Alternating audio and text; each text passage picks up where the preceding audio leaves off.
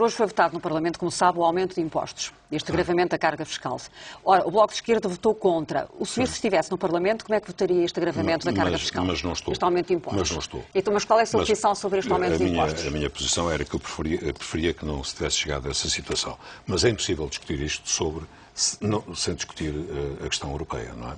E a Europa atrasou-se muito a tomar uma decisão. A União Europeia, houve a questão da Grécia, atrasou-se muito. Depois lá criou um fundo de estabilização financeira.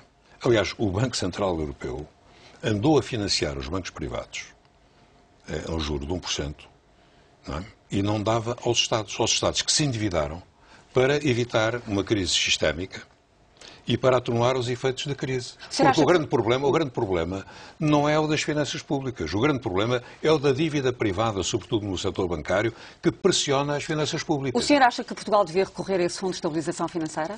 Se precisar, com certeza que tem que recorrer, porque muito pior que as medidas que estão a ser tomadas, muito pior, que são desagradáveis, que são duras para toda a gente, muito pior seria a bancarrota. Eu já fiz parte de um governo que teve o FMI, etc. Se houver uma situação de bancarrota ou se tivermos que ter o FMI, a situação será muito mais penosa. Agora, o problema da Europa... São grandes economistas que dizem isso.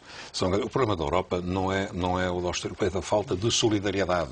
A Europa organizou, a União Europeia organizou um plano de austeridade, quando o grande problema é o da solidariedade.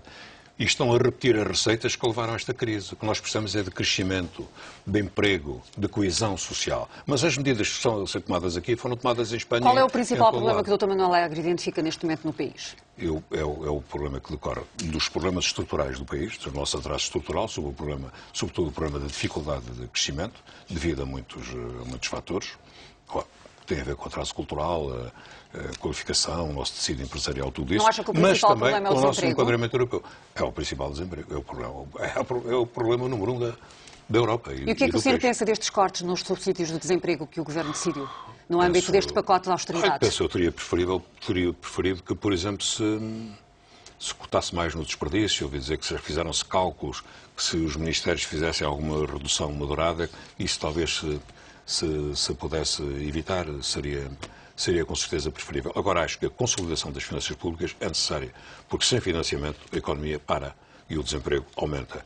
Simplesmente, eu penso que a consolidação das finanças públicas tem que ser acompanhada por uma estratégia, por um plano para o emprego e para o crescimento, sem pôr em causa as prestações sociais. Tudo isso é difícil de conjugar, mas se não fizermos isso, vamos ter tensões brutais em toda a Europa. Mas isso não foi feito em Portugal?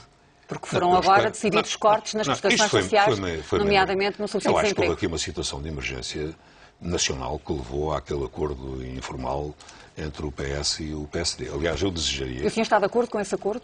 Bem, acho que isso foi uma situação de emergência. Eu já escrevi sobre isso e acho que desejaria que o diálogo se estendesse. É um diálogo difícil, mas ainda há pouco tempo, ao ler o livro de Carlos Brito sobre Álvaro Cunhal, que aliás é um livro muito interessante, recordei que mesmo nos momentos mais difíceis, em vésperas quase de afrontamento militar e civil, havia diálogo entre as forças políticas e as forças militares. O diálogo é sempre possível e necessário.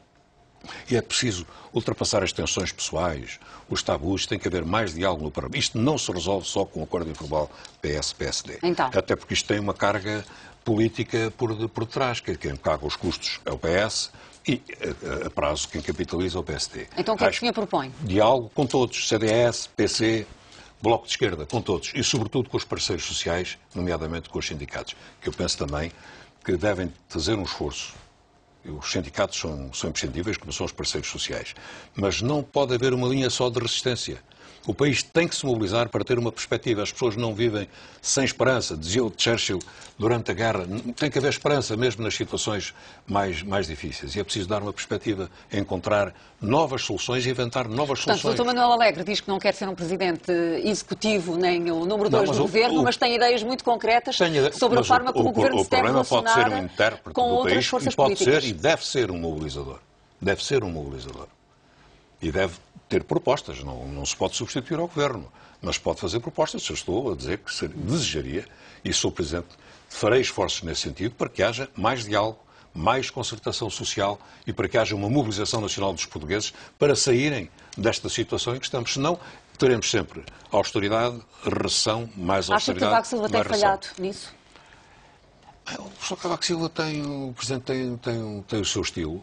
Ele preocupa-se com a situação, tem a sua própria visão sobre isso. Acho que não podemos ter uma visão conformista em relação àquilo que eu considero ser uma espécie de ditadura dos mercados financeiros.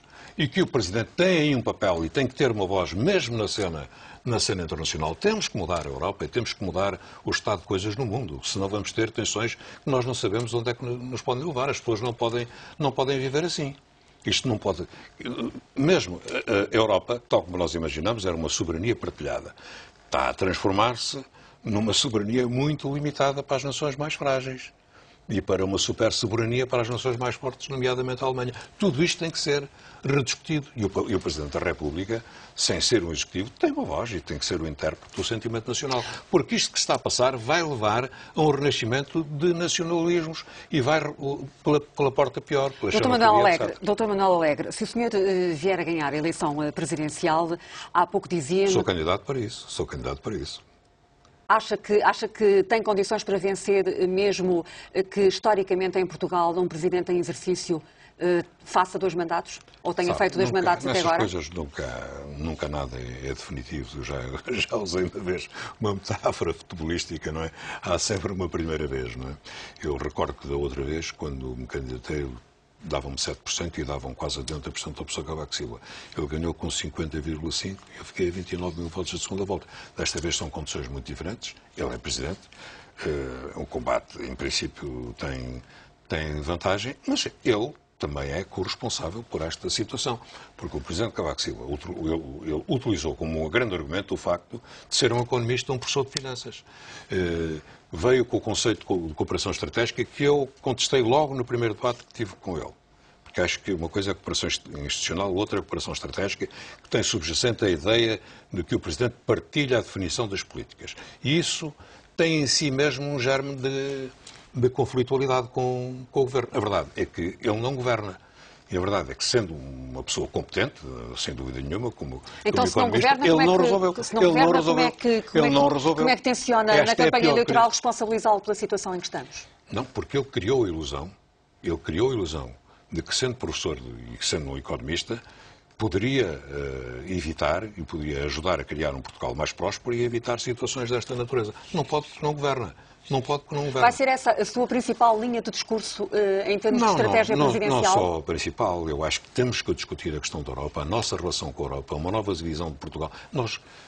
O que é que define a nossa identidade? Somos um país europeu, mas a nossa atlanticidade. Nós não podemos esquecer o Atlântico, não podemos esquecer o Brasil, Angola, os Estados Unidos, a Inglaterra. Quer dizer, as nossas relações atlânticas, nós não podemos esquecer. Não podemos... Acha que num quadro de grandes dificuldades económicas os portugueses estão disponíveis para esse tipo de discurso neste momento?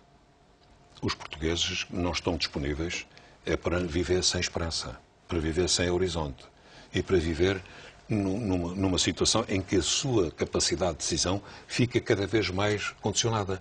Evidentemente, se nós não criarmos uma grande mobilização de forças que nos permita vencer esta dependência do exterior, e dos créditos que vêm lá de fora, dos financiamentos que vêm lá de fora, seremos um país cada vez mais dependente. Não é? O Sr. considera que este governo, que alguns dizem que está em final de ciclo e muito fragilizado politicamente, até porque é um governo minoritário, tem condições para levar a legislatura até ao fim? Tem condições, a não ser que se realize algo que foi mais ou menos enunciado pelo Dr. Marcelo Rebelo de Sousa no Congresso do PSD, que a reeleição do atual Presidente permita concretizar um velho sonho, que é uma maioria, um governo, um Presidente.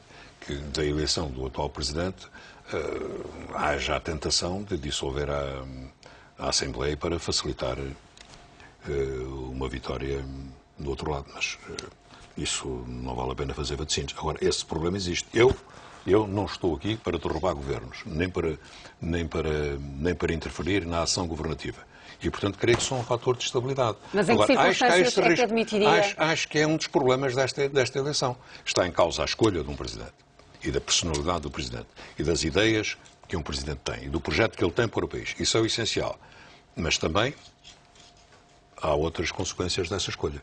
E acho que todos os portugueses, e sobretudo a esquerda portuguesa, têm que estar muito atenta a isso.